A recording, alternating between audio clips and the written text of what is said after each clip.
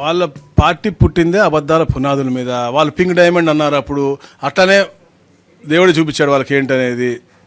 ఇది అని చెప్తే 9 నోట్లు ఏముంది 72,000 అంటే ఒక దేవుడి దగ్గర డబ్బులు దొంగతనం జరుగుతూ ఉంటే అసలు ఏమి జరగనట్టు లైట్ తీసుకున్నది. ఇది ఏడుకొండల స్వామి దగ్గర జరుగుతున్న దోపిడీని లైట్గా తీసుకుని ఏదో పక్కన చేశాడంటే వాళ్ళు లక్షల కోట్లు దోచుకునే వాళ్ళకి 72,000 72 లక్షలు చిన్న కనపడతా ఉండొచ్చు. కానీ అది చేసింది ఏడుకొండల స్వామికి ఒక నమ్మకంతో, ఒక పవిత్రమైనటువంటి హృదయంతో, వారికి ఏదో మొక్కు తీర్చుకోవాలనో ఎవరో పవిత్రంగా అక్కడ చేసేటువంటి సొమ్ముని ఎవరో ఇప్పుడు దగ్గర ప్రాసెస్. ఇప్పుడు సేవకులు ఉంటారు, వాళ్ళని వాడుకుంటాం మనం.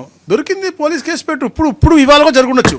కానీ ఏం చేస్తారు, ఉన్నప్పుడు జరిగినప్పుడు పోలీస్కి ఇస్తారు, పోలీస్ కేసు పెడతారు, అది ప్రాసెస్ పోలీసు వాళ్ళు చూసుకుంటుంది. అసలు నీకు సంబంధం ఏంటి?